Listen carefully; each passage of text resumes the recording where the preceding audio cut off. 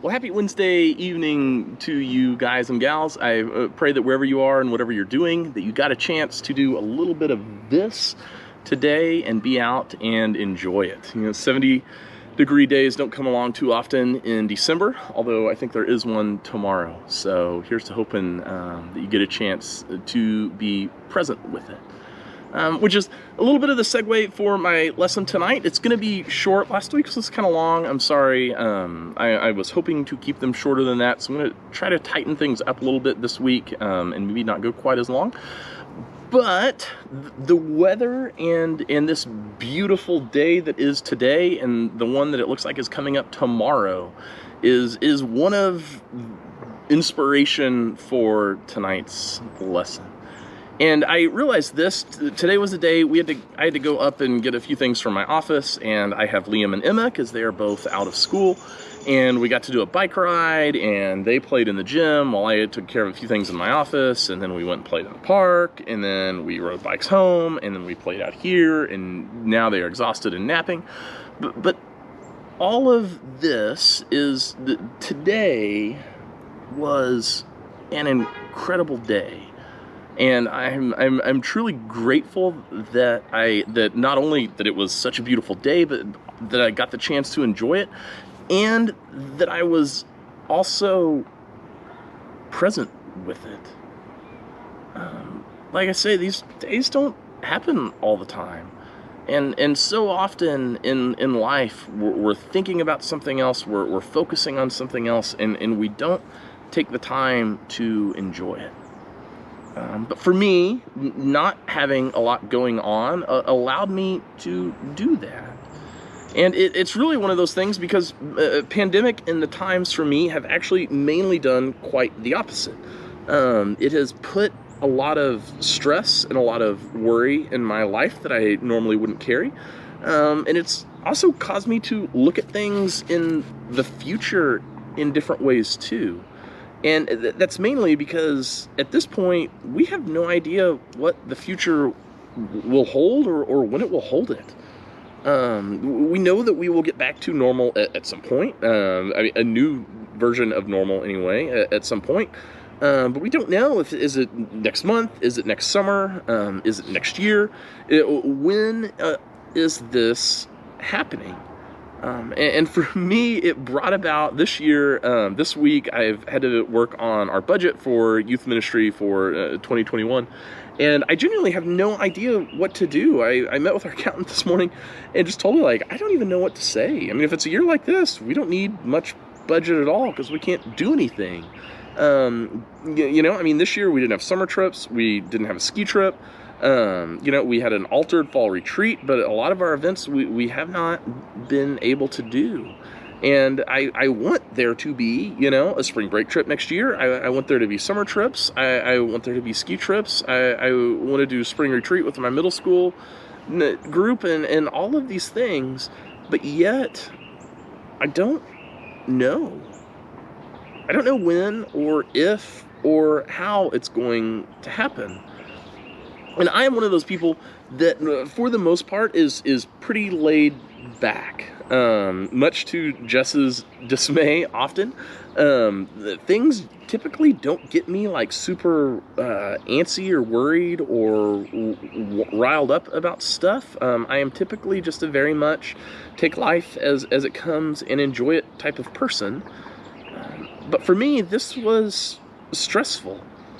I mean, it's tough. Youth ministry is so seasonal in what we get to do.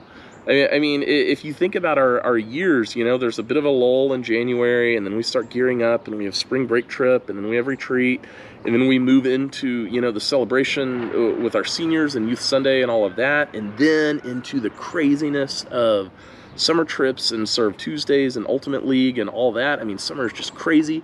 And then it's like back to school and getting into that, and then fall retreat and ski trip and this. I mean, it's just this ebb and flow nature of it, and I've become accustomed to it after 15 years.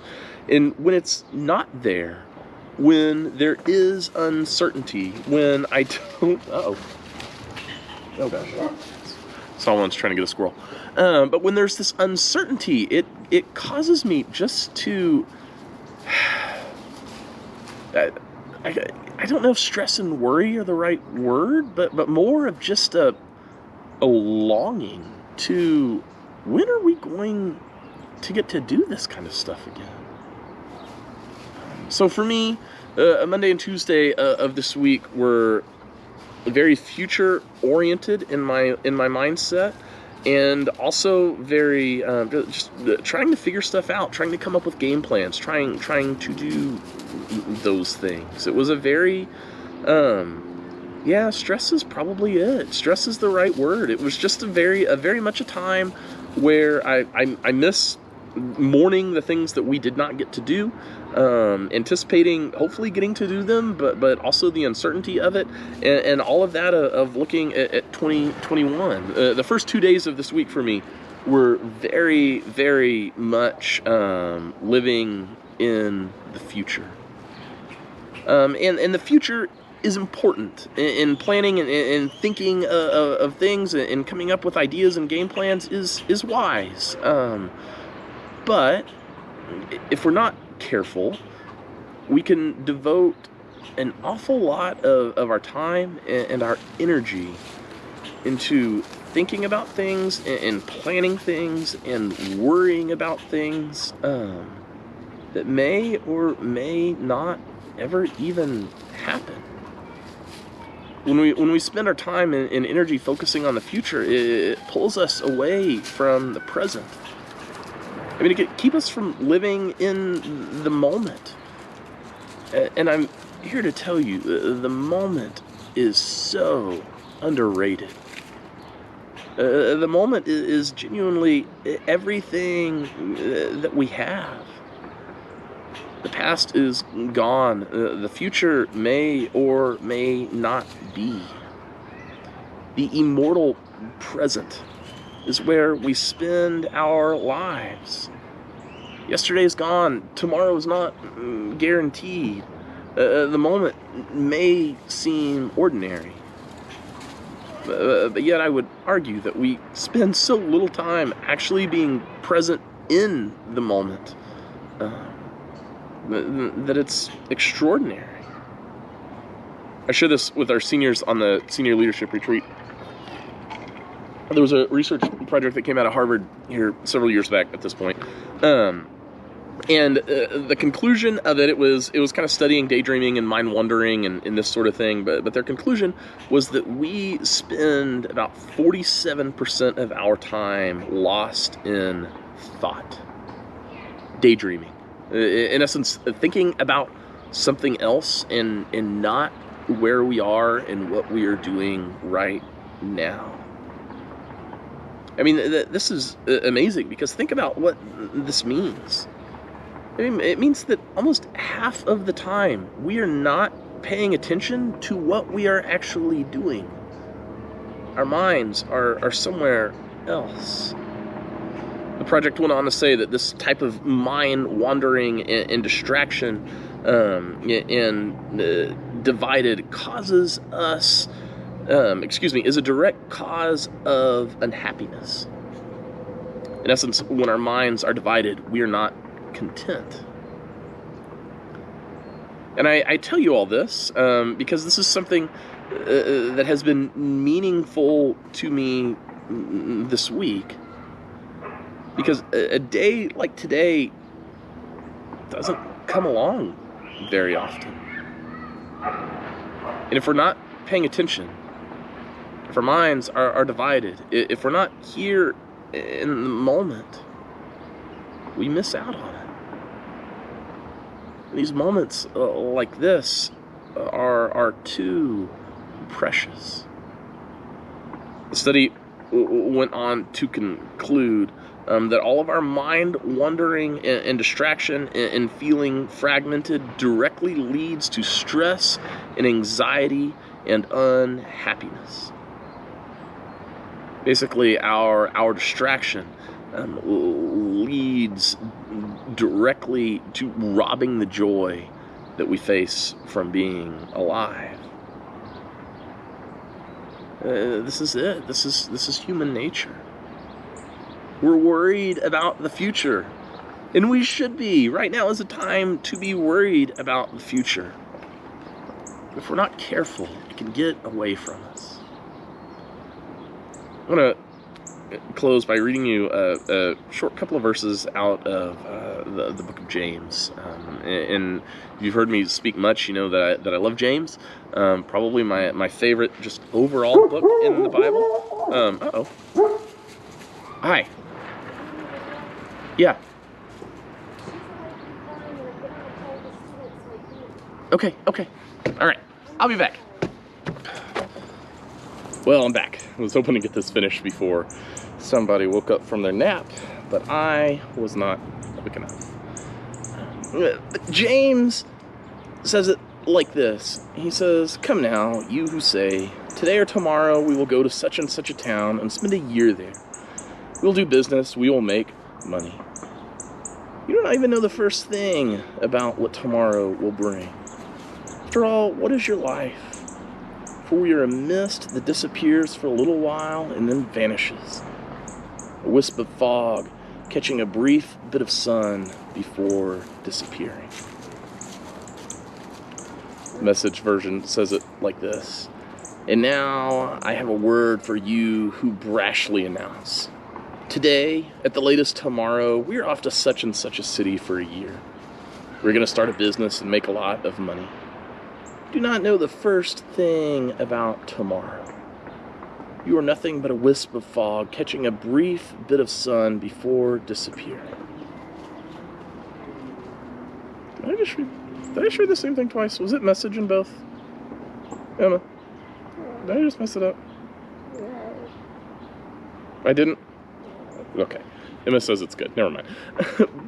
But this speaks to me on such a real level this week. On a week when I'm worried about spring, about summer, about budget, about next year, and all of the things that may or may not happen. Those things should be planned for. And I'm not saying don't be wise. I'm not saying don't prepare for tomorrow. What I am saying is life is too short to spend with your mind somewhere else. The moment is too precious to waste. Don't worry so much about tomorrow. Be here now. There will always be worries on the horizon for tomorrow. There will always be uncertainty. Things seldom go the way that we have planned them to. And that's okay. That is the nature of life. But when those are a focus, when we're too worried about preparing and making sure that everything falls into place in our schedules and all of those things, we miss out on the moments like this. The moments where it's beautiful outside and I get to sit with my girl here and watch the sunset. I wouldn't trade this for anything in the world. And if I hadn't been paying attention, if I had been distracted, if I had been too busy, I would have missed it. Be here. Be here now, guys. Tomorrow will take care of itself. It will have worry. It will have struggle. But be here. The moment is simply too precious to miss. Should we pray? God, we love you. We are grateful for days like today when we have a chance to slow down and enjoy your beauty that is all around us. God, I ask that you help us to be present. To be present here and now. To be able to devote our full attention, all of our headspace to this moment. Not tomorrow, not yesterday, but right now. Help us to be present. To be present with the people that we are with when we are with them. To be present in the spaces that we are in when we are in them. To be present and mindful of all of the beauty and the things around us that you are doing in this world. God, we love you. Amen. Love you guys and gals. We'll see you soon, okay? Okay, I think I'm done.